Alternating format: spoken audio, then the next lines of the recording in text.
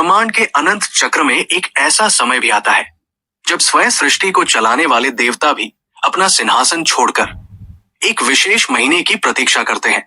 एक ऐसा रहस्यमयी काल जब शिवलिंग पर गिरने वाली जल की एक साधारण सी बूंद साक्षात अमृत से भी अधिक शक्तिशाली हो जाती है। क्या आपने कभी सोचा है कि उस महाविनाशकारी हलाहल विष को पीने के बाद महादेव ने पूरे वर्ष में से केवल श्रावण को ही अपना क्यों चुना? आखिर इस एक महीने में ऐसा कौन सा गुप्त ब्रह्मांडीय विज्ञान छिपा है जिसके सामने मृत्यु और स्वयं काल भी घुटने टेक देते हैं? आकाश मंडल में जब श्रवण नक्षत्र का उदय होता है तब पूरे ब्रह्मांड में एक अत्यंत दुर्लभ खगोलीय घटना घटित होती है। ये वो विशिष्ट समय है जब शिव तत्व और पृथ्वी लोक की ऊर्जा पूर्ण रूप से एक सीध में आ जाती है। पुराणों के अनुसार इसी पवित्र श्रवण नक्षत्र की प्रधानता के कारण इस मास का नाम श्रावण पड़ा। लेकिन ये केवल नक्षत्रों या ग्रहों की स्थिति का साधारण खेल नहीं है। शिव महापुराण स्पष्ट करता है कि देवता भी श्रावण मास की प्रतीक्षा इसलिए करते हैं क्योंकि इस समय शिव की चेतना अपने सर्वोच्च और सर्वाधिक सुलभ शिखर पर होती है।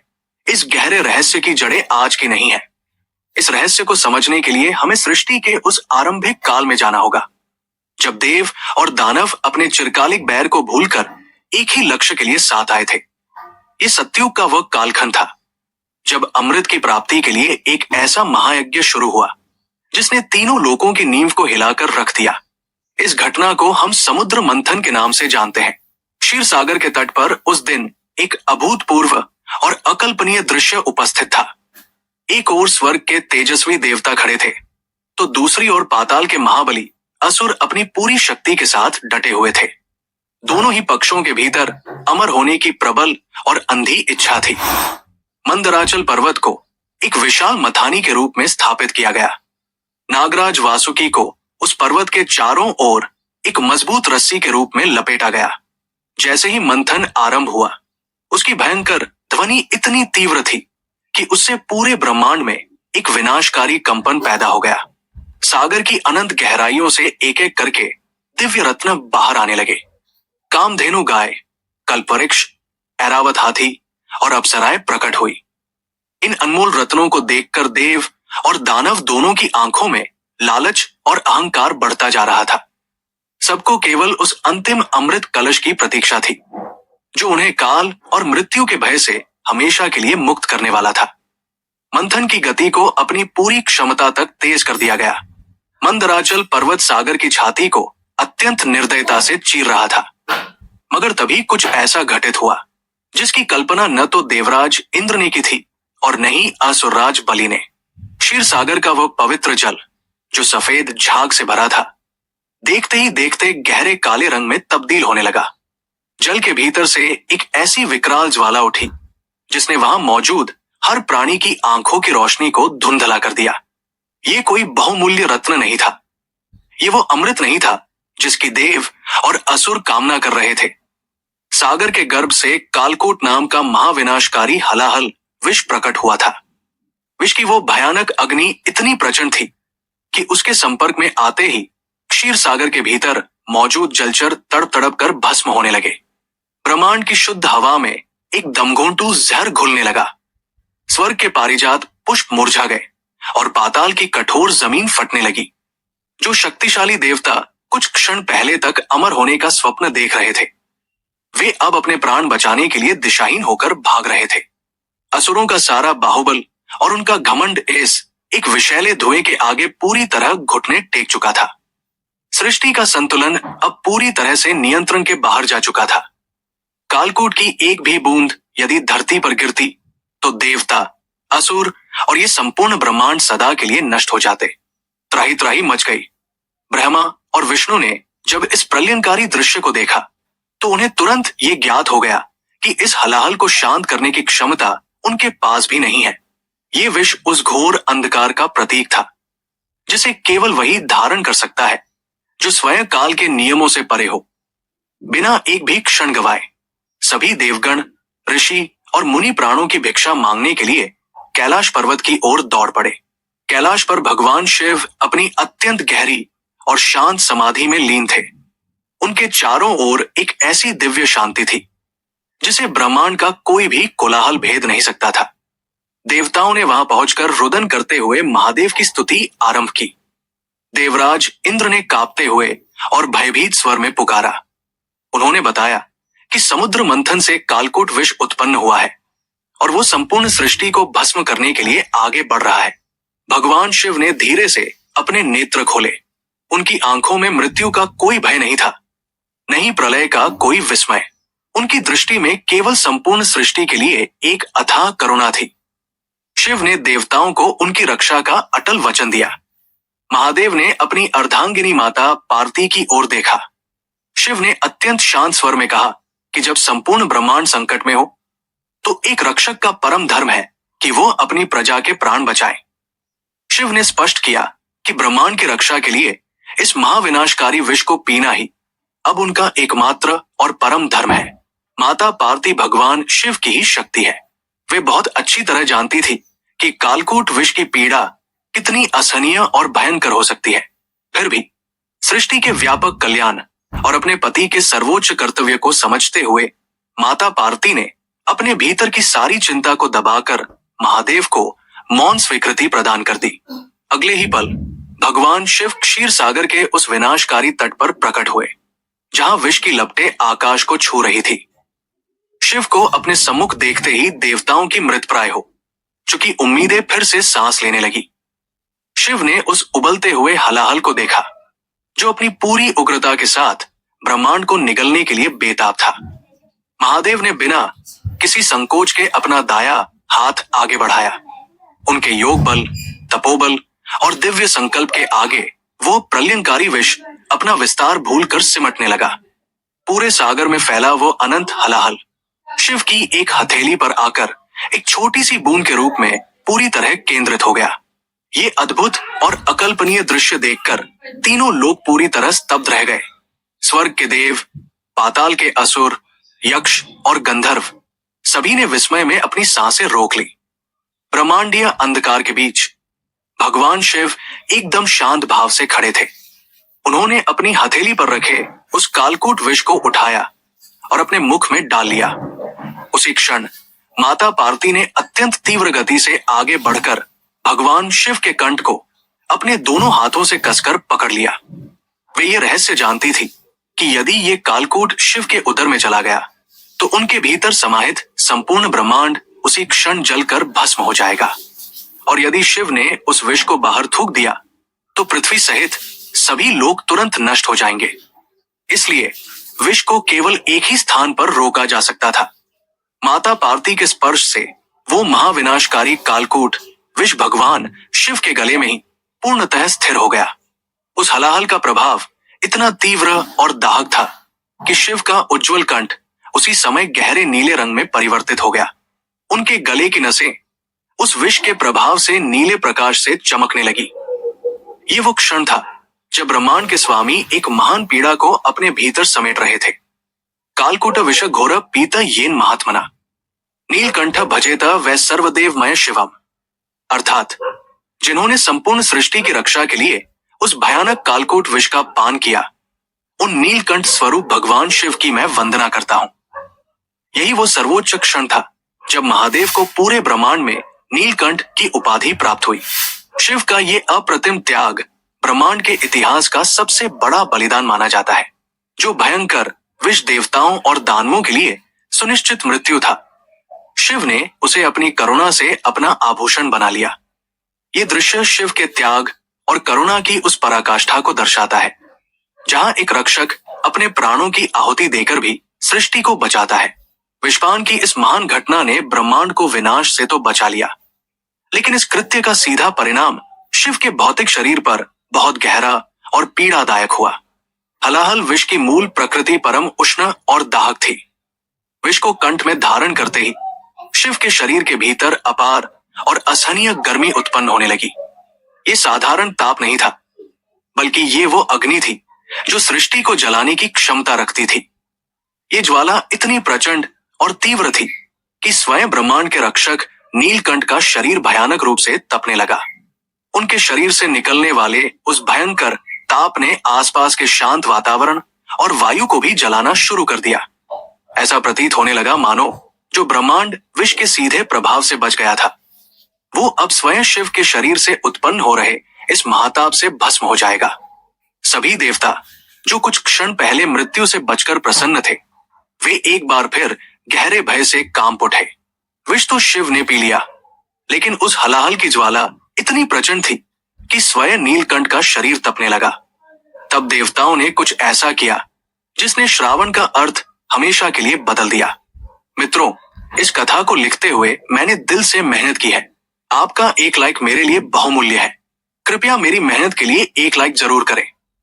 कमेंट में हर हर महादेव लिखना मत भूलना और चैनल को सब्सक्राइब भी कर लीजिए। नीलकंठ के कंठ में वो महाविनाशकारी कालकूट विष तो पूर्ण रूप से स्थिर हो गया था, लेकिन उस भयंकर हलाहल की ज्वाला अभी शांत नहीं हुई थी। विषपान के तुरंत बाद के उस अत्यंत नाजुक समय में भगवान शिव के शरीर के भीतर एक अभूतपूर्व प्रतिक्रिया हो रही थी। ब्रह्मांड को निगल जाने की क्षमता रखने वाले उस विष ने अब शिव के भौतिक शरीर में एक ऐसी असहनीय और प्रचंड ऊष्मा उत्पन्न कर दी थी जिसका कोई भी समाधान किसी के पास नहीं था। कैलाश के वो शाश्वत हिमशिखर जो युगों युगों से कठोर बर्फ से जमे हुए थे, वे शिव के शरीर की इस तीव्र गर्मी से तीव्रता से पिघलने लगे थे। देवताओं की आंखों में जो राहत की चमक कुछ क्षण पहले ही आई थी, वो अब एक बार फिर से एक गहरे और भयानक खौफ में बदल चुकी थी। सभी देवता भयभीत होकर एक दूसरे का मुख देखने लगे। यदि इस भीषण ज्वाला को शीघ्र ही शांत न किया गया, तो जो सृष्टि अभी अभी हलाहल के सीधे प्रभाव से बची थी, वो अब स्वयं शिव के शरीर से निकल रहे इस प्रलयंकारी तेज से भस्म हो सकती थी। संपूर्ण वातावरण में एक अजीब सी घुटन फैलने लगी थी और शिव का उज्जवल शरीर इस ताप के कारण लाल हो रहा था। देवराज इंद्र भयभीत होकर पीछे हटे और उन्होंने कांपते हुए स्वर में भगवान ब्रह्मा से पुकार लगाई, हे पितामह, महादेव ने हमारे प्राणों की रक्षा तो कर ली, परंतु उनके भीतर धधक रही इस कालकूट की अग्नि का ताप तो स्वयं सूर्य के ताप को भी पीछे छोड़ रहा है। यदि ये भयंकर ताप ऐसे ही बढ़ता रहा तो कैलाश के साथ साथ ये संपूर्ण ब्रह्मांड आज ही जलकर राख हो जाएगा। ब्रह्मा जी और भगवान विष्णु भी इस अप्रत्याशित और नए संकट को देखकर अत्यंत गंभीर हो गए। तीनों लोकों में एक बार फिर से हाहाकार मचने लगा। भगवान शिव अपनी आंखें बंद किए गहरी ध्यान मुद्रा में बैठे थे, लेकिन उनके मुखमंडल पर विष की उस असहनीय पीड़ा की लकीरें स्पष्ट रूप से देखी जा सकती थी। तभी वहां माता पार्वती आगे आई। शिव की इस अपार पीड़ा को देखकर उनका हृदय विदीर्ण हो रहा था। शिव की आदि शक्ति और उनकी अर्धांगिनी होने के नाते वे भली भांति जानती थी कि महादेव ने ये विष केवल स्वर्ग के देवताओं के लिए नहीं, बल्कि इस पूरी प्रकृति, पाताल और समस्त जीव जंतुओं के लिए पिया है। माता पार्वती ने अत्यंत दृढ़ता और करुणा से भरे स्वर में सभी देवताओं को संबोधित किया, मेरे स्वामी ने इस संपूर्ण ब्रह्मांड की रक्षा के लिए अपने स्वयं के शरीर को एक प्रज्वलित अग्नि कुंड में परिवर्तित कर लिया है। अब ये हम सबका, देवताओं का और इस पूरी प्रकृति का परम दायित्व है कि वो महादेव को हर संभव शीतलता प्रदान करे। माता पार्वती के इन वचनों को सुनते ही घबराए हुए देवताओं को एक नई दिशा मिल गई। उन्होंने तुरंत ये सामूहिक निर्णय लिया कि शिव के शरीर की इस भयंकर गर्मी को शांत करने के लिए उन पर निरंतर शीतल जल अर्पित किया जाएगा। बिना एक भी क्षण गवाए सभी देवतागण आकाश मार्ग से पवित्र नदियों और सरोवरों की ओर दौड़ पड़े। उन्होंने अपने कमंडलों और स्वर्ण कलशों में अत्यंत शीतल और पवित्र जल भरना आरंभ कर दिया। देवताओं द्वारा शिव के मस्तक पर निरंतर जल चढ़ाने की वो ऐतिहासिक और पवित्र प्रक्रिया वहीं से शुरू हुई, जिसे आज हम शिव का जलाभिषेक कहते हैं। स्वर्ग से देवराज इंद्र, वरुण देव, कुबेर और वायुदेव बारी बारी से जल से भरे कलश लेकर आ रहे थे, परंतु विष की वो अग्नि इतनी प्रचंड और तीव्र थी कि साधारण जल भगवान शिव के तप्त मस्तक को स्पर्श करते ही छन छन की ध्वनि के साथ भाप बनकर वायु में उड़ रहा था। ये दृश्य देखकर भगवान विष्णु ने देवताओं को सचेत किया। उन्होंने देवताओं को निर्देश दिया कि केवल साधारण जल इस ब्रह्मांडीय ताप को शांत नहीं कर सकता। शिव के मस्तक पर सबसे पवित्र और अत्यंत शीतल गंगा जल की एक निरंतर धारा प्रवाहित करनी होगी। इसके साथ ही विष के उस नकारात्मक और दाहक प्रभाव को जड़ से कम करने के लिए जल के साथ साथ शुद्ध दूध का अभिषेक भी आरंभ किया गया। देवतागण एक पंक्ति में खड़े होकर ओम नमः शिवाय का तीव्र घोष करते हुए शिव पर गंगाजल और दूध अर्पित करने लगे। लेकिन प्रकृति भी अपने रक्षक की इस घोर पीड़ा में पीछे कैसे रह सकती थी। वनस्पतियों और जड़ी बूटियों ने भी अपने स्वामी को शीतलता देने का महान संकल्प लिया। घने जंगलों और दुर्गम पर्वतों से प्रकृति ने स्वयं अपने सबसे प्रभावी और शीतलक औषधीय तत्वों को महादेव के चरणों में अर्पण करना शुरू कर दिया। पवित्र बेल वृक्ष ने अपने तीनों पत्तों से युक्त बेलपत्र गिराए, जो प्रकृति के सबसे ठंडे और विषनाशक तत्वों में से एक माने जाते हैं। धतूरा और भांग जैसी वनस्पतियां, जिन्हें संसार विषैला या नशीला मानकर अक्सर त्याग देता है, उन्होंने भी आकर शिव की शरण ली। ये ब्रह्मांड का एक अत्यंत गहरा रहस्य था कि महादेव ने अपने भीतर के उस विष को शांत करने के लिए बाहर के उन तत्वों को सहज ही स्वीकार कर लिया, जिन्हें सभ्य समाज ने अस्वीकार कर दिया था। माता पार्वती स्वयं अपने कोमल हाथों से वे बेलपत्र, धतूरा और भांग भगवान शिव के मस्तक पर सजाने लगी। अब कैलाश के उस शिखर पर एक अत्यंत अद्भुत, अलौकिक और हृदय को भेद देने वाला दृश्य उपस्थित था। देवताओं के कलश से शिव के मस्तक पर निरंतर गिरती गंगाजल की वो अखंड धारा, और उस धारा के साथ धीरे धीरे बहता हुआ श्वेत दूध। शिव की वो नीली पड़ चुकी गर्दन, जिस पर बिल्व पत्र की ठंडी हरी पत्तियां लिपटी हुई थी। प्रकृति और देवलोक का ये सामूहिक प्रयास अब अपना असर दिखा रहा था। घंटों तक चले इस निरंतर जलाभिषेक के बाद अंततः भगवान शिव के शरीर का वह प्रलयंकारी ताप धीरे धीरे कम होने लगा। उनके मुखमंडल पर जो पीड़ा की गहरी लकीरें उभरी थी, वे अब एक असीम और दिव्य शांति में बदल रही थी। गंगाजल की उस शीतल धारा ने नीलकंठ के भीतर की उस भयंकर ज्वाला को पूरी तरह से शांत कर दिया था। भगवान शिव ने बहुत ही कोमलता से अपने नेत्र खोले।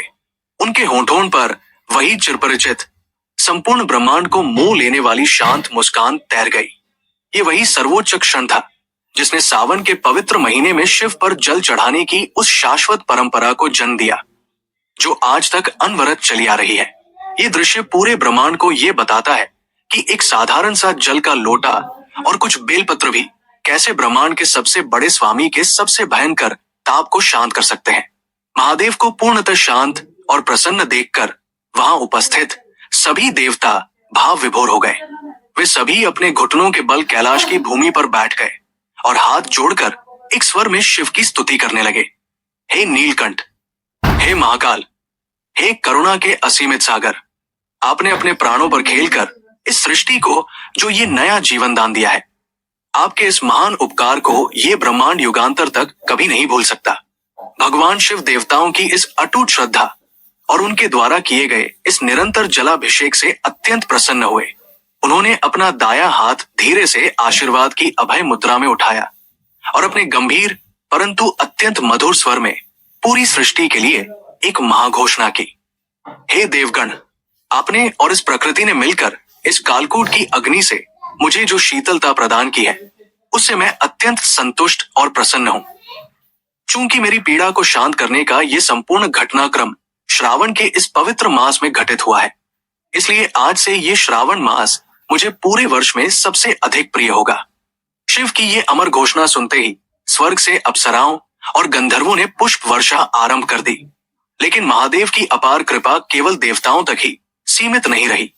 उन्होंने पृथ्वी के साधारण मनुष्यों और अपने भक्तों के लिए भी एक बहुत बड़ा संकल्प लिया।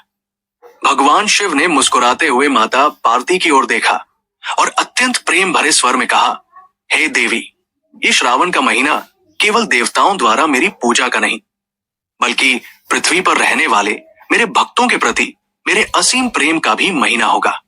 इसलिए हर वर्ष जब भी श्रावण मास का आरंभ होगा, मैं इस कैलाश पर्वत को छोड़कर आपके साथ पृथ्वी लोक पर वास करूंगा। सृष्टि के नियमों के अनुसार पृथ्वी लोक माता पार्वती का मायका माना जाता है। इसलिए ये मान्यता स्थापित हुई कि शिव श्रावण मास में अपने ससुराल आते हैं। ये पूरे वर्ष का एकमात्र वो विशेष समय होता है जब पृथ्वी पर शिव तत्व पूर्ण रूप से जागृत हो जाता है और महादेव अपने भक्तों के सबसे करीब होते हैं। महादेव ने देवताओं को ये शाश्वत वरदान दिया कि श्रावण के इस पूरे महीने में जो भी साधारण भक्त सच्चे मन से उनके शिवलिंग पर केवल एक लोटा शीतल जल और एक बेलपत्र अर्पित करेगा, उसके जीवन के सारे विष, सारे कष्ट और सारी पीड़ाएं वे स्वयं नीलकंठ बनकर अपने कंठ में धारण कर लेंगे। श्रावण में शिव पृथ्वी पर तो आ गए, लेकिन क्या आप जानते हैं कि जल हमेशा शिवलिंग पर ही क्यों चढ़ाया जाता है? शिवलिंग का वो अनंत रहस्य क्या था जिसने ब्रह्मा और विष्णु को भी चौंका दिया? जल हमेशा शिवलिंग पर ही क्यों चढ़ाया जाता है और ये शिवलिंग वास्तव में है क्या? इस अनंत रहस्य को समझने के लिए हमें समय के उस पार सृष्टि के बिल्कुल आरंभिक काल में जाना होगा।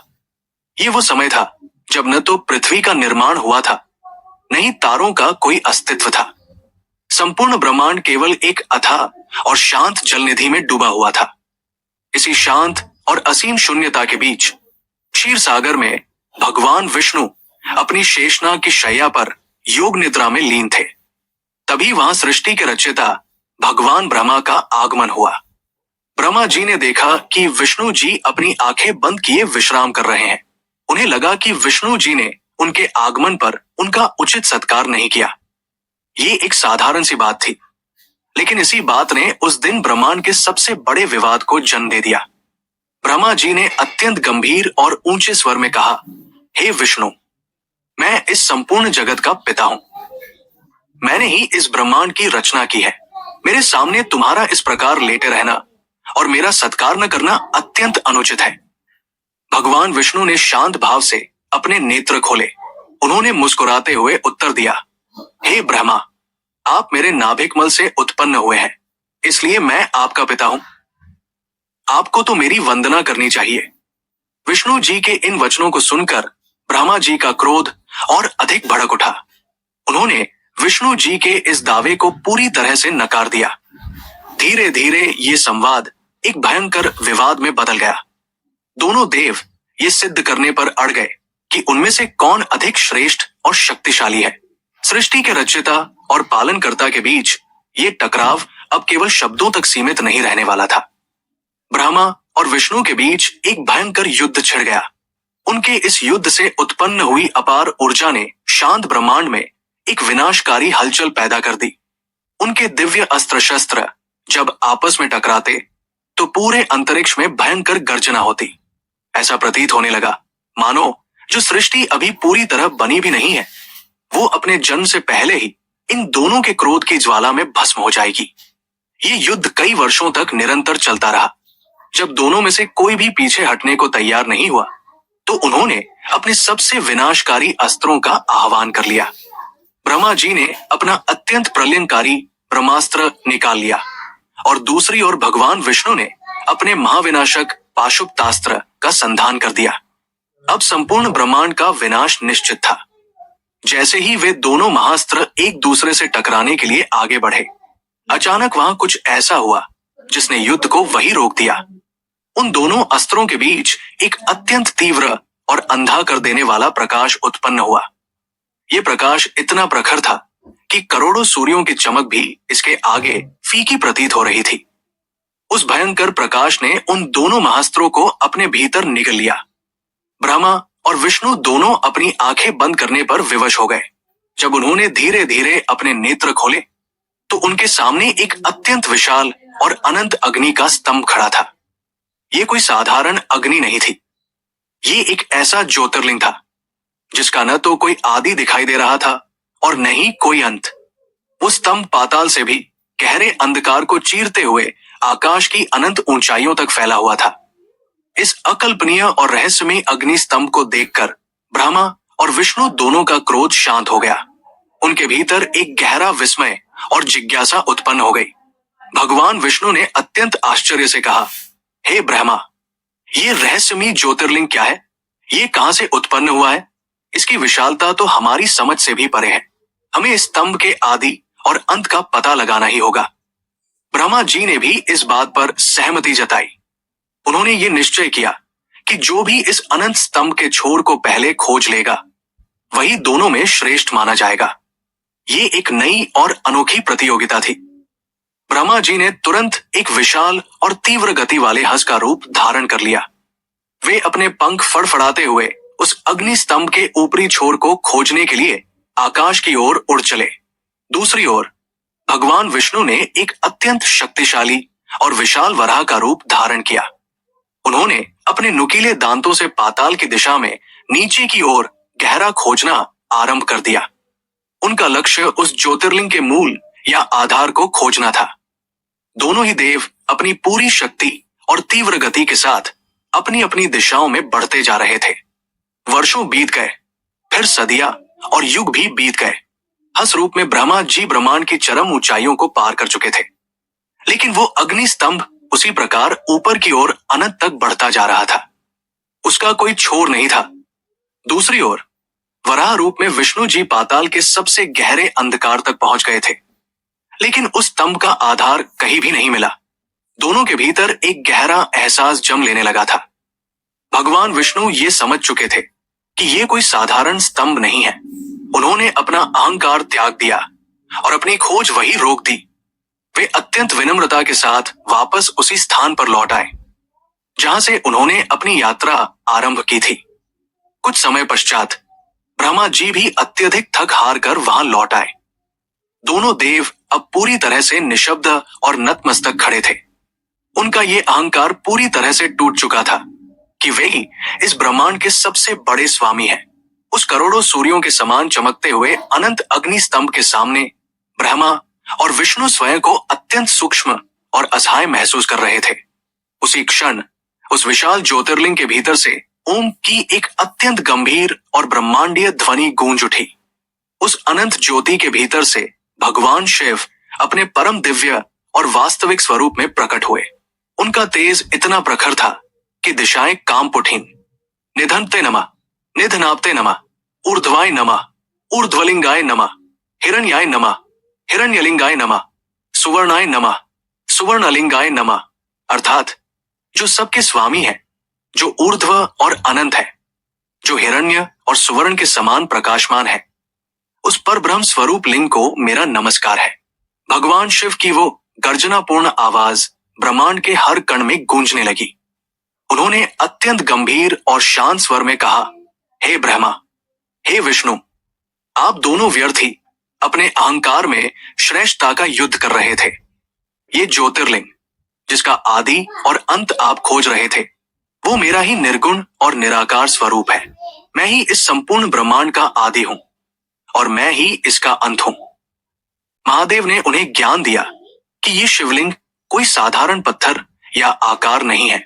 ये शिवलिंग संपूर्ण ब्रह्मांड, अंतरिक्ष और उस अनंत ऊर्जा का प्रतीक है जिससे ये सृष्टि उत्पन्न होती है और अंततः उसी में विलीन हो जाती है। भगवान शिव ने कहा, ये लिंग मेरी उस परम सत्ता का प्रतीक है जो सभी रूपों से परे है। इसी रूप में पूरे ब्रह्मांड को मेरी आराधना करनी चाहिए। ब्रह्मा और विष्णु ने अपने अपराध की क्षमा मांगी और उस ज्योतिर्लिंग की विधि विधान से पूजा की। यही वो ऐतिहासिक क्षण था जब शिव ने अपने निराकार स्वरूप को शिवलिंग के रूप में पहली बार स्थापित किया। ये केवल एक पूजा पद्धति की शुरुआत नहीं थी, बल्कि ये मनुष्य को ये समझाने का प्रयास था कि जिस ब्रह्मांड को तुम देख रहे हो, वो शिव के इसी अनंत स्तंभ का एक छोटा सा हिस्सा है। अनंत ज्योतिर्लिंग का रहस्य तो सुलझ गया, लेकिन उस अनंत ज्योति को प्रसन्न करने के लिए एक ऐसी यात्रा शुरू हुई जिसमें भक्त मीलों नंगे पैर चलते हैं। आखिर कैसे हुई कावड़ यात्रा की शुरुआत? अनंत ज्योतिर्लिंग के प्राकट्य ने संपूर्ण ब्रह्मांड को एक ऐसा भौतिक और आध्यात्मिक केंद्र दे दिया था जहां साधारण मनुष्य भी परब्रह्म शिव की अपार ऊर्जा को प्रत्यक्ष रूप से महसूस कर सकता था। शिव ने अपने उस निराकार और निर्गुण तेज को एक साकार आकार तो दे दिया था, लेकिन उस अनंत अग्नि को शांत रखने और उसे पूर्ण रूप से प्रसन्न करने की विधि कोई साधारण प्रक्रिया नहीं हो सकती थी। उस ज्योतिर्लिंग में समाहित संपूर्ण ब्रह्मांड की ऊर्जा को स्पर्श करने के लिए एक ऐसी घोर तपस्या की आवश्यकता थी जो मनुष्य के शरीर, उसके मन और उसकी आत्मा की अंतिम परीक्षा ले सके। यहीं से समय के गर्भ में एक ऐसी परंपरा का जन्म हुआ जो केवल एक साधारण यात्रा नहीं थी, बल्कि मनुष्य के दृढ़ संकल्प और ईश्वर के प्रति उसके बिना शर्त समर्पण का सबसे बड़ा महाकाव्य बन गई। त्रेता युग का वो अत्यंत महत्वपूर्ण कालखंड था जब धरती पर देव और दानव शक्तियों का अद्भुत संतुलन बन और बिगड़ रहा था। लंकापति रावण, जिसे संसार आज केवल एक अहंकारी असुरराज के रूप में जानता है, वो वास्तव में उस काल में चारों वेदों, 6 शास्त्रों और तंत्र विद्या का सबसे बड़ा ज्ञाता था। रावण की बुद्धि और उसका ज्ञान सामान्य मानवीय सीमाओं से कहीं अधिक विस्तृत था। वो ये भली भांति जानता था कि महादेव की उस अनंत ऊर्जा को साधारण कर्मकांडों, पुष्पों या मंत्रों के उच्चारण मात्र से नहीं पाया जा सकता। भगवान शिव स्वभाव से परम वैरागी है। वे कैलाश के उस कठोर शिखर पर निवास करते हैं जहां कोई भौतिक सुख नहीं है। ऐसे देव को स्वर्ण, मणिमुक्ताओं या किसी राजसी वैभव से प्रसन्न नहीं किया जा सकता था। रावण को यह ज्ञात था कि महादेव को यदि इस ब्रह्मांड में कुछ सबसे अधिक प्रिय है तो वो है उनके भक्त का निश्चल मन और उसका वो कठोर संकल्प जो मृत्यु के भय को भी पार कर जाए। अपने आराध्य को प्रसन्न करने के लिए रावण ने एक ऐसा मार्ग चुना जिसने तीनों लोकों में भक्ति की परिभाषा को हमेशा के लिए बदल दिया। उसने मन ही मन संकल्प लिया कि वो मीलों दूर प्रवाहित हो रही अत्यंत पवित्र गंगा नदी से अपने हाथों से जल लाएगा और उसे भगवान शिव के उस महान ज्योतिर्लिंग पर अर्पित करेगा। लेकिन रावण की ये यात्रा कोई सामान्य तीर्थ यात्रा नहीं होने वाली थी। इसके लिए उसने एक विशेष प्रकार का ढांचा तैयार किया। रावण ने एक मजबूत बांस लिया और उसके दोनों सिरों पर गंगाजल से भरे हुए 2 पवित्र कलश बांध दिए। इसी भौतिक ढांचे को लोक परंपरा में कावड़ का नाम दिया गया। ये कावड़ केवल बांस और कलश का एक साधारण ढांचा मात्र नहीं था। आध्यात्मिक दृष्टि से ये रावण के तपोबल, उसके शारीरिक संतुलन और उसके मन की एकाग्रता का एक प्रत्यक्ष तराजू था। इस कावड़ को अपने कंधों पर उठाते समय रावण ने अपने लिए एक ऐसा अत्यंत कठोर और अकल्पनीय नियम तय किया जिसने इस पूरी यात्रा को मृत्यु के समान कठिन बना दिया। रावण का वो अखंड नियम ये था कि एक बार जब ये कावड़ उसके कंधे पर उठा ली जाएगी तो जब तक वो पवित्र गंगाजल भगवान शिव के शिवलिंग पर पूर्ण विधि विधान से अर्पित नहीं हो जाता, तब तक वो कावड़ किसी भी परिस्थिति में भूमि का स्पर्श नहीं कर सकती। यदि मार्ग में विश्राम करते समय या किसी दुर्घटना के कारण कलश ने भूल से भी धरती को छू लिया तो वो गंगाजल उसी क्षण अपवित्र मान लिया जाएगा और रावण की वो संपूर्ण तपस्या तुरंत खंडित हो जाएगी। उसे पुनः वापस जाकर गंगा से नया जल लाना होगा। ये मनुष्य की शारीरिक क्षमता, उसकी सहनशीलता और उसके मानसिक धैर्य के विरुद्ध एक भयंकर चुनौती थी। रावण ने बिना किसी हिचकिचाहट के उस भारी कावड़ को अपने कंधों पर धारण किया और अपने आराध्य देव की ओर नंगे पैर अपनी यात्रा आरंभ कर दी। रावण का मार्ग अत्यंत दुर्गम और कष्टदायक था। तीखे पत्थर, कंटीली झाड़ियां, भयानक जंगल और ऊंचे नीचे दुर्गम पर्वतीय रास्ते लंकाप्ती के संकल्प की निरंतर परीक्षा ले रहे थे। लंबी पैदल यात्रा के कारण उसके नंगे पैरों की त्वचा छिलने लगी थी। धीरे धीरे पैरों में गहरे घाव हो गए और छालों से रक्तस्राव होने लगा। रावण के हर कदम के साथ उस सूखी धरती पर रक्त की बूंदें गिर रही थी। लेकिन उस महापराक्रमी असुरराज के कदम एक क्षण के लिए भी नहीं डगमगाए। जब शारीरिक पीड़ा अपनी चरम सीमा को पार करने लगी और शरीर का एक एक अंग जवाब देने लगा, तो उस असीम कष्ट को दबाने के लिए रावण के कंठ से एक प्रचंड, ओजस्वी और ब्रह्मांड को कपा देने वाला स्वर फूट पड़ा। जटाटवी ग्लद जल प्रवाह पावित स्थले गलेव लंब्य लंबिता भुजंग तुम मालिका मड मड मड मनिना दवड मरवे चकार चंड तांडवत तनोतु न शिव शिवम।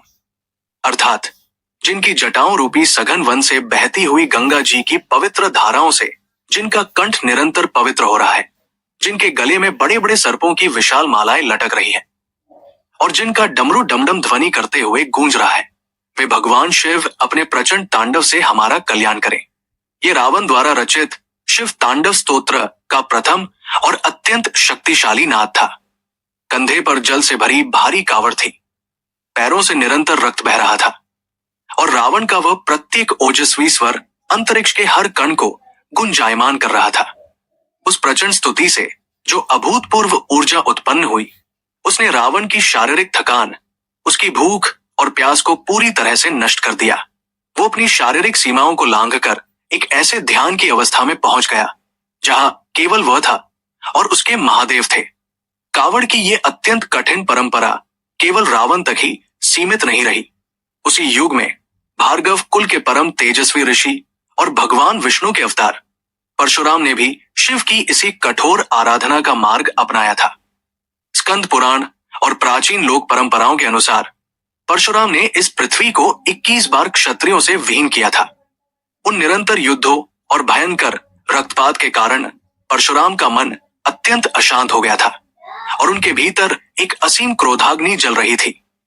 अपने उस मन की अशांति को हमेशा के लिए शांत करने के लिए परशुराम जी ने कावड़ यात्रा का ही आश्रय लिया। वे भी मीलों दूर से अपने कंधों पर अत्यंत पवित्र गंगाजल भरकर लाए और उन्होंने पूरा महादेव में स्थित प्राचीन शिवलिंग का पूरे विधि विधान से जलाभिषेक किया। परशुराम जी की वो भक्ति और उनका वह जलाभिषेक इतना पूर्ण और शुद्ध था कि शिव के उस शीतल ज्योतिर्लिंग के स्पर्श मात्र से उनके भीतर की वो धधकती हुई प्रज्वलित क्रोधाग्नि एक शाश्वत शांति में बदल गई। इन दोनों महाभक्तों द्वारा स्थापित किए गए इन कठोर नियमों ने यह सिद्ध कर दिया था कि कावड़ में गंगाजल और शिव का संबंध केवल एक सामान्य जल और पत्थर का नहीं है। गंगा भगवान शिव की विशाल जटाओं में बंधी है, इसलिए शिव के उस प्रलयंकारी ताप को केवल गंगाजल ही पूर्ण शीतलता प्रदान कर सकता है।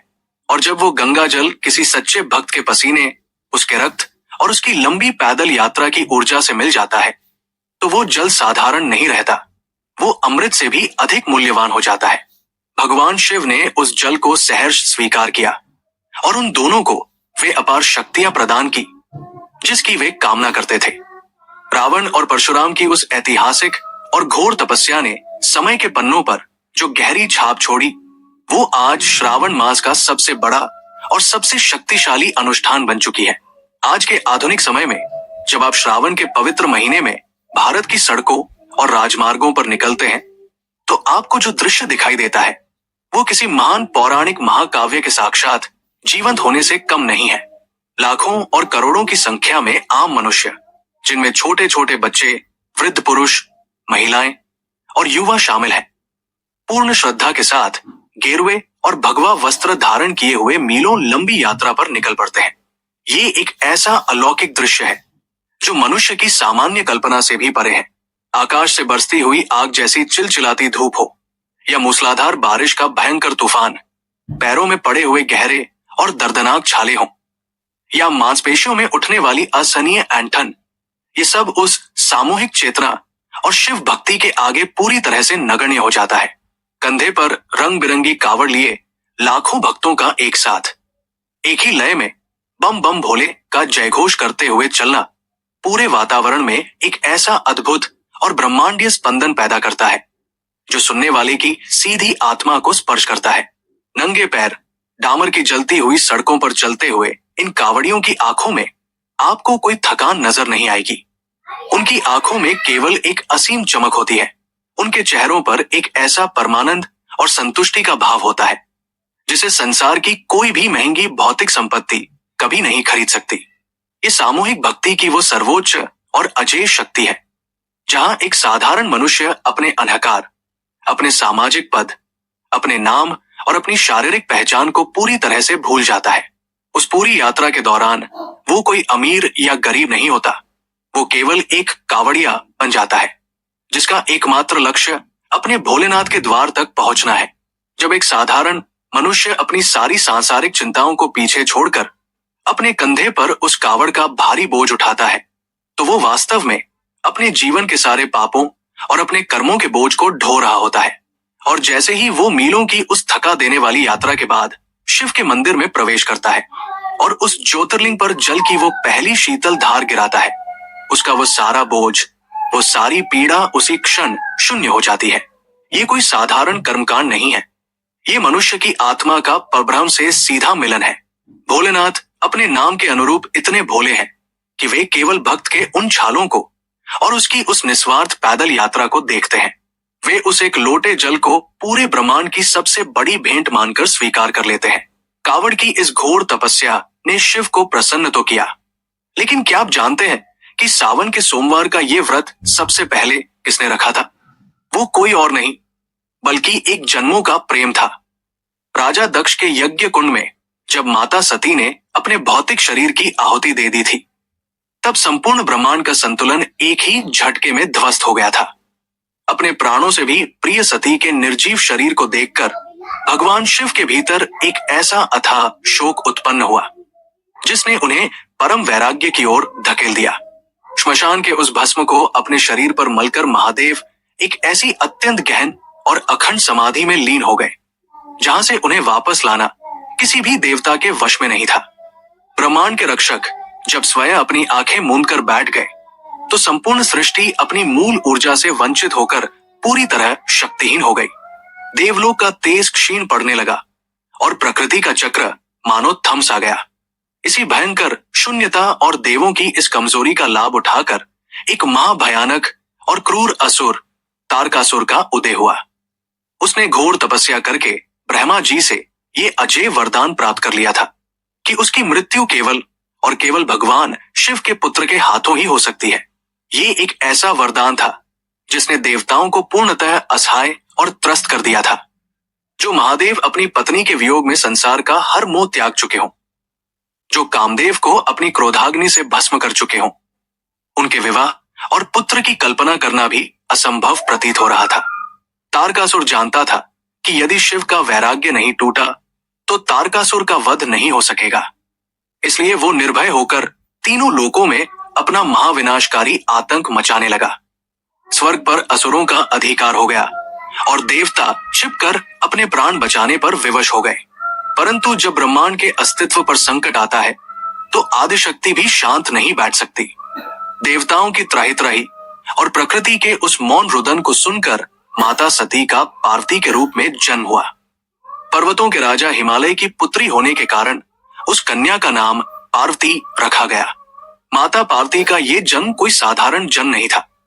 ये शिव और शक्ति के उस शाश्वत प्रेम का प्रमाण था जो मृत्यु की सीमाओं को भी लांघने की क्षमता रखता था। बाल्यावस्था से ही पार्वती का मन राजमहलों के ऐश्वर्य, सुंदर वस्त्रों और स्वर्ण आभूषणों में नहीं लगता था। उनका हृदय एक अनजान सी तड़प से भरा रहता था। वे अक्सर एकांत में बैठकर किसी का ध्यान करती और अनजाने में ही मिट्टी से शिवलिंग का निर्माण करने लगती थी। उन्हें स्वयं भी ये पूर्ण रूप से ज्ञात नहीं था कि वे किसके लिए इतनी व्याकुल हैं, लेकिन उनकी आत्मा अपने उस परम पुरुष को पुकार रही थी जो कैलाश की बर्फीली चोटियों पर समाधिस्थ था। एक दिन महर्षि नारद पर्वतराज हिमालय के महल में पधारे। उन्होंने पार्वती के हाथ की रेखाओं और उनके मुखमंडल के दिव्य तेज को देखकर ये अमोघ भविष्यवाणी की। उन्होंने हिमालय से कहा कि तुम्हारी ये पुत्री साक्षात जगदम्बा का अवतार है और इसका जन्म केवल भगवान शिव को उनके वैराग्य से बाहर निकालने के लिए ही हुआ है। लेकिन नारद जी ने यह भी स्पष्ट कर दिया कि शिव को पाना कोई साधारण खेल नहीं है। इसके लिए पार्वती को एक ऐसी अत्यंत घोर और अकल्पनीय तपस्या करनी होगी जो तीनों लोकों के इतिहास में आज तक किसी ने न की हो। महर्षि नारद के वचनों को अपना जीवन लक्ष्य मानकर माता पार्वती ने शिव को पुनः पाने के लिए सावन के सोमवार का व्रत आरंभ करती है। उन्होंने अपने राजसी सुख, कोमल रेशमी वस्त्रों और महल की सभी सुविधाओं का उसी क्षण त्याग कर दिया। वे साधारण वल्कल वस्त्र धारण कर हिमालय के उन अत्यंत दुर्गम और भयानक जंगलों की ओर प्रस्थान कर गई। ये वही पावन समय था जब आकाशमंडल में श्रावण के महीने का आगमन हो रहा था।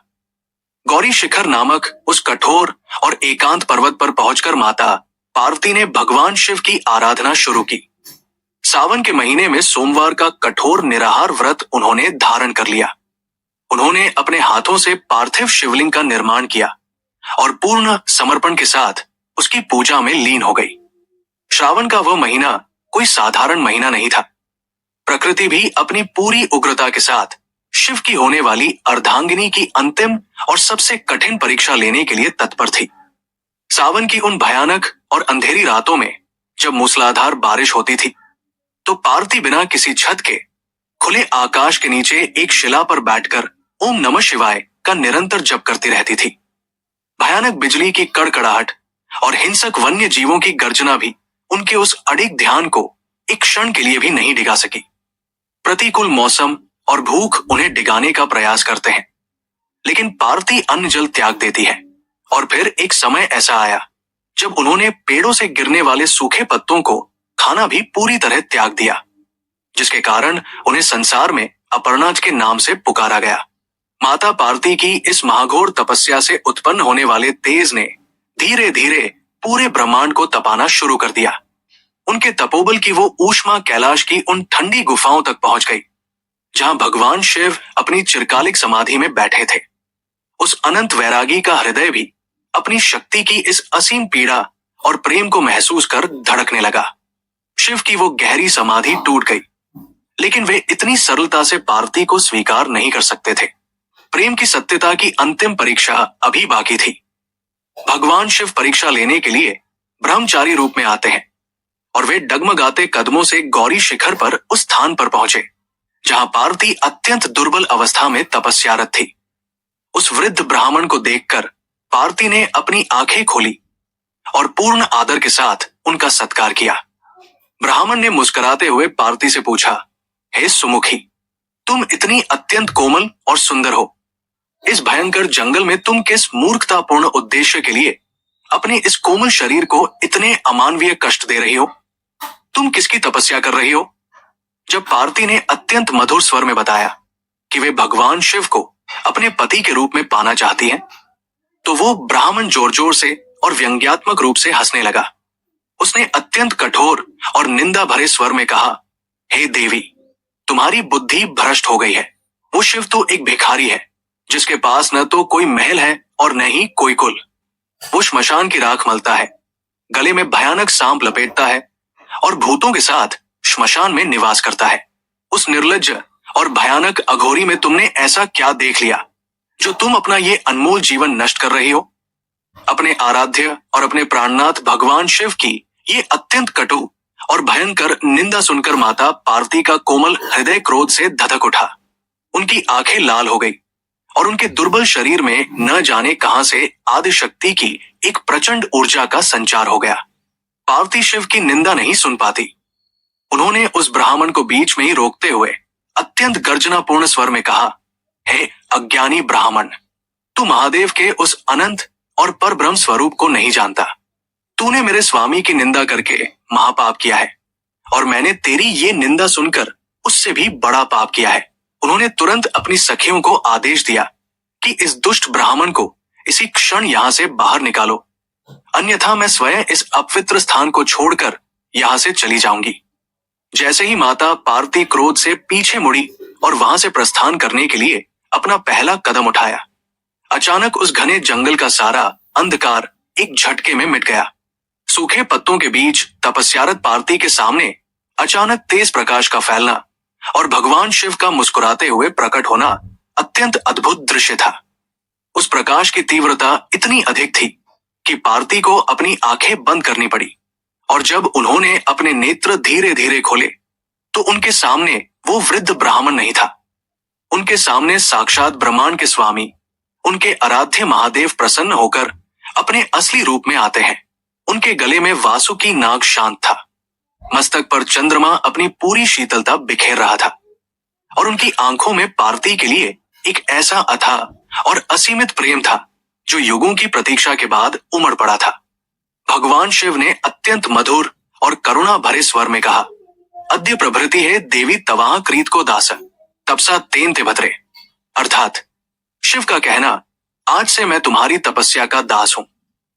भगवान शिव के मुख से ये अमृत रूपी वचन सुनते ही माता पार्वती के नेत्रों से आनंद और प्रेम के अश्रु बहने लगे। उनकी वो युगों पुरानी पीड़ा, वो भूख, वो प्यास और वो सारा कष्ट उसी क्षण उन आंसुओं के साथ बहकर शून्य हो गया। ये केवल दो शरीरों का मिलन नहीं था, ये शिव शक्ति का मिलन था जिसके लिए संपूर्ण ब्रह्मांड युगों से तरस रहा था। महादेव ने अपनी उस अनंत अर्धांगिनी को पुनः पत्नी रूप में स्वीकार कर लिया।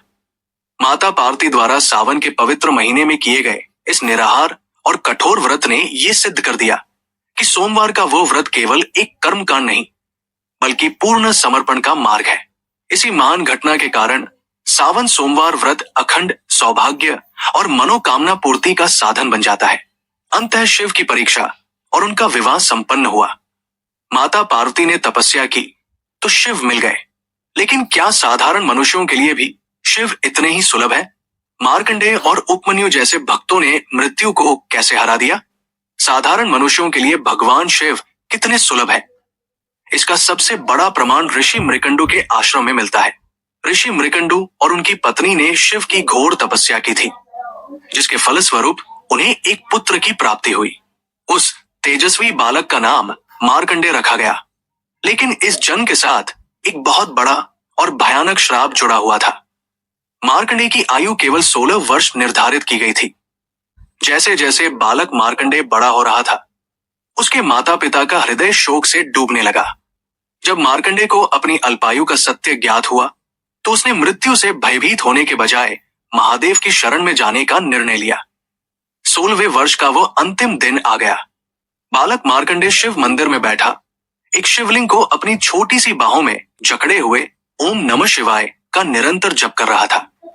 सूर्य अस्त हो रहा था और उसी के साथ मार्कंडेय के जीवन की अंतिम घड़ियां भी समाप्त हो रही थी। बालक मार्कंडेय को लेने यमराज आ गए हैं। यमराज का वह रूप इतना भयानक और विशाल था कि दिशाएं कांप उठीं। यमराज अपनी काली भैंस पर सवार होकर हाथों में प्राण खींचने वाला वो अमोघ कालपाश लेकर मार्कंडेय के समक्ष खड़े हो गए। यमराज मार्कंडेय के प्राण लेने आते हैं और उसे अपने साथ चलने का कठोर आदेश देते हैं। लेकिन मार्कंडेय शिवलिंग से लिपट जाते हैं। मृत्यु के उस साक्षात भय के सामने भी उस 14 वर्ष के बालक के भीतर का विश्वास एक क्षण के लिए भी नहीं डगमगाया। उसने अपनी आंखें बंद कर ली और शिव पर अपना पूरा अस्तित्व छोड़ दिया। क्रोधित यमराज ने अपने नियमों का पालन करते हुए बिना किसी संकोच के अपना वो भयानक पाश फेंक दिया। लेकिन यही यमराज से ब्रह्मांड की सबसे बड़ी भूल हो गई। यमराज का पाश शिवलिंग पर गिरता है। जैसे ही उस मृत्यु के पाश ने शिवलिंग को स्पर्श किया, मंदिर के भीतर एक ऐसा प्रलयनकारी विस्फोट हुआ जिसने मृत्यु के देवता को भी पीछे हटने पर विवश कर दिया। उस पत्थर के शिवलिंग के 2 टुकड़े हो गए और उसके भीतर से एक अंधा कर देने वाला ब्रह्मांडीय प्रकाश फूट पड़ा। उसी प्रकाश के बीच से क्रोधित शिव साक्षात प्रकट होकर यमराज को पीछे धकेल देते हैं। महादेव का यह रूप इतना भयंकर था कि इसे देखकर काल भी भयभीत हो गया। ये शिव का साक्षात महाकाल स्वरूप था, जिनकी आंखों से प्रज्वलित अग्नि निकल रही थी। ओम त्र्यंबकम यजामहे सुगंधिम पुष्टिवर्धनम उर्वारुकमेव बंधनान मृत्युर्मुक्षीय मामृतात्। अर्थात हम 3 नेत्रों वाले भगवान शिव की पूजा करते हैं, जो हर श्वास में जीवन का पोषण करते हैं। जैसे एक पका हुआ फल अपनी डाली से मुक्त हो जाता है, वैसे ही वे हमें मृत्यु के बंधनों से मुक्त कर अमरता प्रदान करें। भगवान शिव ने अपना विनाशकारी त्रिशूल यमराज की छाती पर तान दिया। महादेव की वो ब्रह्मांडीय गर्जना पूरे अंतरिक्ष में गूंज उठी, जिसने मृत्यु के सारे अजेय नियमों को एक ही क्षण में ध्वस्त कर दिया। शिव की चेतावनी बिल्कुल स्पष्ट और अटल थी, मेरे भक्त पर काल का कोई अधिकार नहीं। यमराज तुरंत नतमस्तक हो गए और उन्होंने हाथ जोड़कर महादेव से अपने प्राणों की क्षमा मांगी।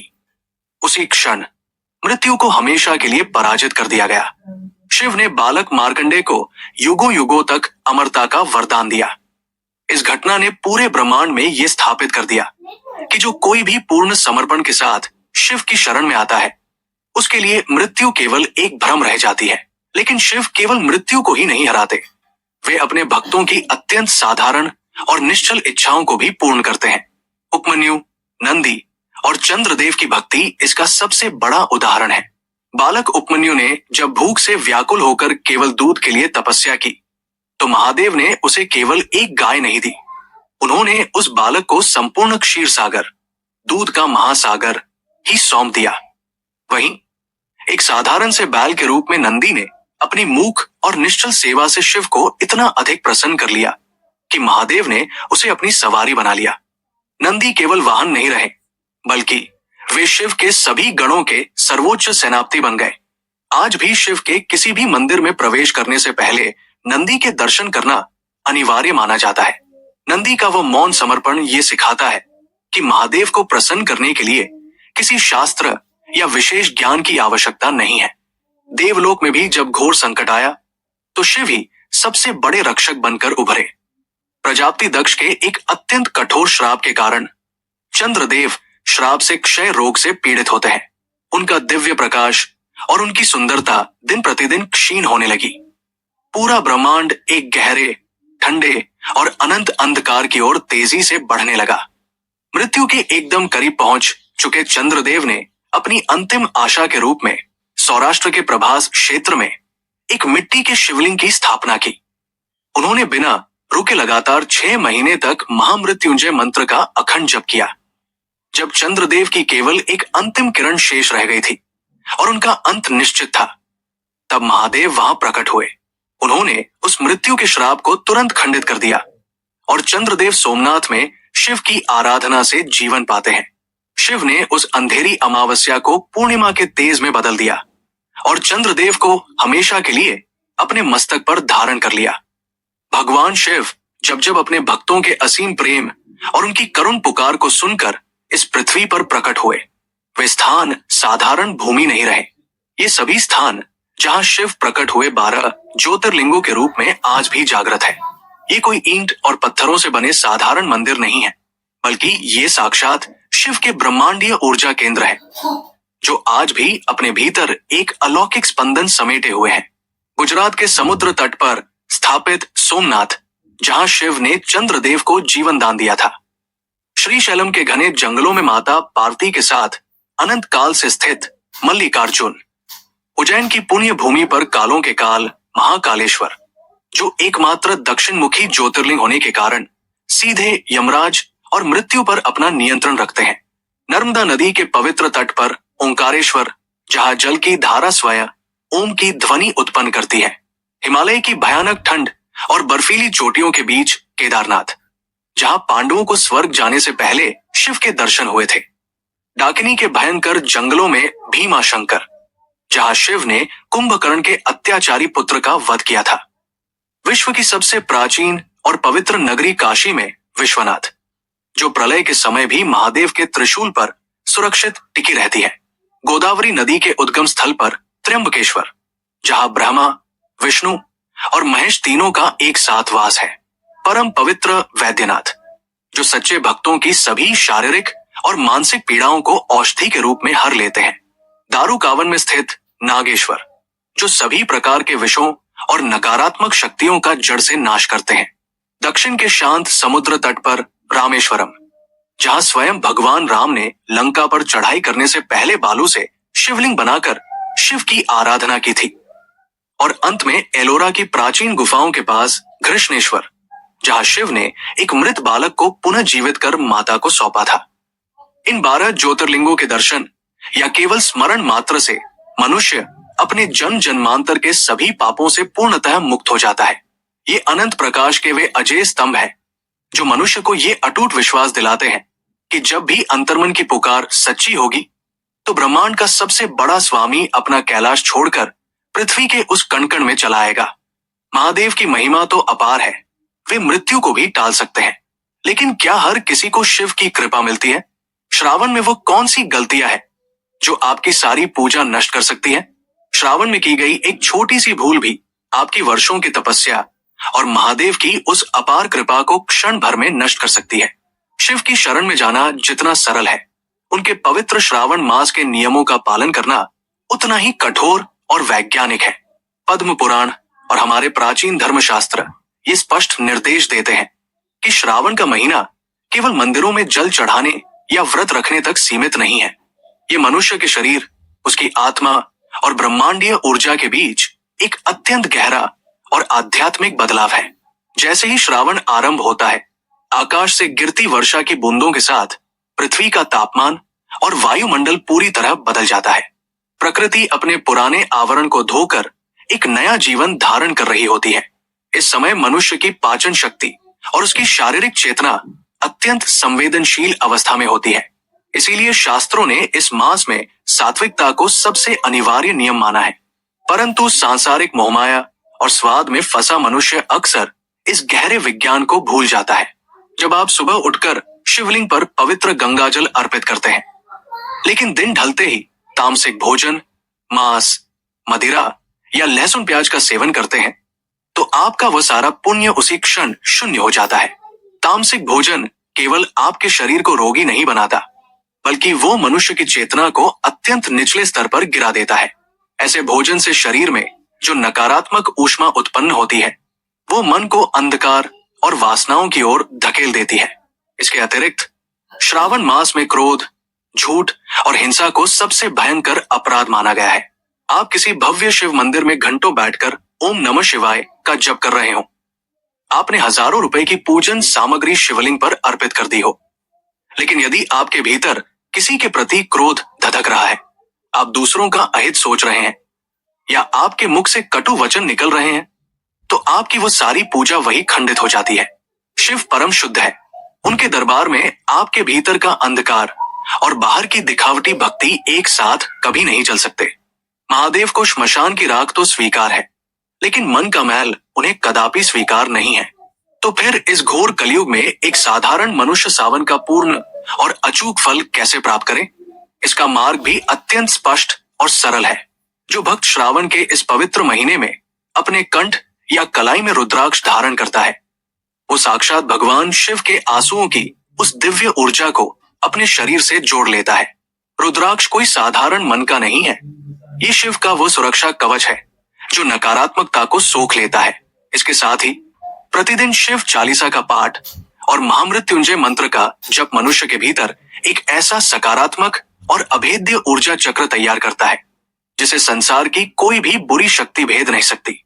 श्रावण में किया गया रुद्राभिषेक, चाहे वो दूध, दही, घी या शहद से हो, मनुष्य के जन्म जन्मांतर के पापों को धो देता है। इस महीने में भूखों को अन्न देना, प्यासों को जल पिलाना और असहायों की मदद करना साक्षात शिव की पूजा करने के समान ही फलदायी माना गया है। जरा एक क्षण के लिए इस दृश्य की कल्पना कीजिए। एक ओर वो अज्ञानी व्यक्ति है जिसने सावन का कठिन व्रत तो रखा है, लेकिन भूख के कारण वो अहंकार और क्रोध की अग्नि में जल रहा है। उसका मुख अपशब्दों से भरा है, उसका हृदय अशांत है और उसका आचरण दूसरों को पीड़ा दे रहा है। उसके चारों ओर एक गहरा, घुटन भरा और तामसिक अंधकार है। उस अंधकार में उसकी कोई भी प्रार्थना शिव तक नहीं पहुंच रही। और दूसरी ओर एक वो अत्यंत निर्धन और साधारण भक्त है जिसके पास शायद शिव को चढ़ाने के लिए दूध, स्वर्ण या कोई बहुमूल्य सामग्री नहीं है, लेकिन वह एक कोने में शांत चित्त होकर बैठा है। उसकी आंखें बंद है और वो पूर्ण समर्पण के साथ केवल ओम नमः शिवाय का जप कर रहा है। उसके भीतर किसी के लिए कोई द्वेष नहीं है। उस शांत भक्त के चेहरे पर एक ऐसा अलौकिक और दिव्य प्रकाश पड़ रहा है जो साक्षात महादेव का तेज है। ये दृश्य हमें ये शाश्वत सत्य सिखाता है कि नरक और मोक्ष दोनों कहीं बाहर नहीं, बल्कि तुम्हारे ही इन कर्मों में छिपे हैं। भगवान शिव को कर्म कांडों की उस भारी भीड़ और दिखावे से अधिक तुम्हारे आचरण की शुद्धि प्रिय है। जो भी मनुष्य इस सत्य को गहराई से समझकर सच्चे मन और शुद्ध आचरण के साथ सावन के इन नियमों का पालन करता है, उसके जीवन से रोग, शोक और मृत्यु का भय हमेशा के लिए कट जाता है। उसके जीवन की सभी बाधाएं उसी क्षण नष्ट हो जाती है। नियम तो हमने जान लिए, लेकिन अगर आप कुछ भी न कर पाए, न व्रत न महामृत्युंजय, तो क्या शिव आपकी नहीं सुनेंगे? श्रावण का अंतिम रहस्य आपको रुला देगा। श्रावण के महीने में मंदिरों के बाहर अक्सर एक भारी भीड़ दिखाई देती है। एक तरफ वे लोग होते हैं जिनके हाथों में स्वर्ण कलश, बहुमूल्य रत्न और लीटरों दूध होता है। वे बड़े बड़े कर्मकांड कर रहे होते हैं और उनके साथ वैदिक पंडितों का समूह होता है। लेकिन उसी भीड़ के सबसे अंत में सबसे पीछे खड़ा एक निर्धन और साधारण व्यक्ति भी होता है। सच्चा भक्त जिसके पास धन या ज्ञान नहीं है, वो शिव के द्वार पर आता है। उस साधारण भक्त के पास भगवान को अर्पण करने के लिए कोई बहुमूल्य सामग्री नहीं है। उसके मैले कपड़ों में केवल एक पुराना तांबे का लोटा छिपा है जिसमें उसने किसी नदी या कुएं से साधारण सा जल भरा है। उसके हाथों में कोई दुर्लभ पुष्प नहीं है, बल्कि एक ऐसा बेलपत्र है जिसके किनारे शायद थोड़े कटे-फटे हैं। वो उन बड़े कर्मकांडों को देखकर अपने भीतर एक हीनता महसूस करता है। उसे लगता है कि उसकी इस तुच्छ सी भेंट को इस विशाल ब्रह्मांड का स्वामी कैसे स्वीकार करेगा। परंतु वो ये नहीं जानता कि महादेव के दरबार के नियम इस संसार से बिल्कुल अलग है। उनके लिए कोई दिखावा जरूरी नहीं। भगवान शिव को भोलेनाथ इसीलिए नहीं कहा जाता कि वे नासंभ है, बल्कि भगवान शिव को भोलेनाथ क्यों कहा जाता है, इसका उत्तर उनकी उस अपार करुणा में छिपा है जो किसी भी कर्मकांड से परे है। वे स्वर्ग के वैभव और श्मशान की राख में कोई भेद नहीं करते। वो निर्धन व्यक्ति धीरे धीरे अत्यंत संकोच के साथ शिवलिंग के करीब पहुंचता है। वो बिना किसी मंत्र के केवल एक लोटा जल और एक बेलपत्र चढ़ाता है। उसे न तो कोई संस्कृत का श्लोक आता है, न ही रुद्राष्टाध्यायी का पाठ। वो बस उस ठंडे पत्थर को स्पर्श करता है और अपने जीवन की सारी पीड़ा, अपनी दरिद्रता और अपना सारा दर्द एक मूक प्रार्थना में बदल देता है। अचानक उसकी आंखों से आंसुओं की एक गर्म धारा फूट पड़ती है और रो पड़ता है। वे आंसू सीधे उस शिवलिंग पर गिरते हैं। एक निर्धन व्यक्ति शिवलिंग पर अपने आंसुओं के साथ जल चढ़ाता है और यही वो क्षण है जहां ब्रह्मांड के सारे नियम पलट जाते हैं। उन आंसुओं में जो शुद्धता और जो निश्चल प्रेम छिपा था, वो संसार के सारे स्वर्ण कलशों और अमृत से भी अधिक मूल्यवान था। भोलेनाथ उसकी भावनाओं को देखते हैं, विधि को नहीं। उसी क्षण उस मंदिर का सारा शोर, वो सारी भीड़ मानो एक शून्य में विलीन हो जाती है। पीछे साक्षात शिव प्रकट होकर उसके सिर पर हाथ रख देते हैं। पत्र पुष्प फल तोय यो में भक्त्या प्रयच्छति तथा भक्त्युपहृतमश्नामि प्रेतात्मन। अर्थात जो कोई भी भक्त मुझे प्रेम से एक पत्ता, एक फूल, एक फल या केवल थोड़ा सा जल भी अर्पित करता है, मैं उस शुद्ध हृदय वाले भक्त की भेंट को सहर्ष स्वीकार करता हूं। भले ही अज्ञानी मनुष्य अहंकार और दर्प में डूबकर शिव को बाहर खोजता रहे, लेकिन महादेव हमेशा उस झुके हुए मस्तक के पास खड़े होते हैं। एक अत्यंत कोमल और ब्रह्मांडीय ध्वनि उस भक्त के कानों में गूंजती है। जहां कोई नहीं होता, वहां महादेव होते हैं और उसे गले लगा लेते हैं। उसकी वो सारी दरिद्रता, वो सारी पीड़ा उसी एक स्पर्श से मोक्ष में बदल जाती है। श्रावण का ये महीना यही सिखाता है कि अहंकार छोड़ो, शिव तुम्हारे ही भीतर है। इस पवित्र मास का सबसे बड़ा और सबसे गहरा रहस्य यही है कि महादेव को पाने के लिए तुम्हें कुछ भी बनने की आवश्यकता नहीं है। तुम्हें किसी विशेष रूप, किसी विशेष भाषा या किसी विशेष धन की कोई आवश्यकता नहीं है। तुम्हारे पास यदि केवल एक लोटा जल है, तो वे उसे भी ब्रह्मांड की सबसे बड़ी भेंट मानकर स्वीकार कर लेंगे। तुम्हारे पास यदि जल भी नहीं है और केवल एक सूखा बेलपत्र है, तो वे उसे भी अपने मस्तक का ताज बना लेंगे। और यदि तुम्हारे पास वो बेलपत्र भी नहीं है, केवल तुम्हारी आंखों में प्रेम के दो सच्चे आंसू है, तो ये संसार का सबसे बड़ा रुद्राभिषेक है। अंत में शिव कृपा का महासंदेश यही है कि महादेव प्रेम के भूखे हैं, तुम्हारे वैभव के नहीं। सावन में जब तुम शिव पर जल चढ़ाते हो, तो तुम वास्तव में अपने ही भीतर के उस शिव को जागृत कर रहे होते हो। कथा अपने चरम पर शांत हो जाती है। तो दोस्तों, ये कथा आपको कैसी लगी? कमेंट करके जरूर बताएं। वीडियो पसंद आया हो तो लाइक करें और कमेंट में हर हर महादेव लिखें। चैनल को सब्सक्राइब करना न भूलें। धन्यवाद।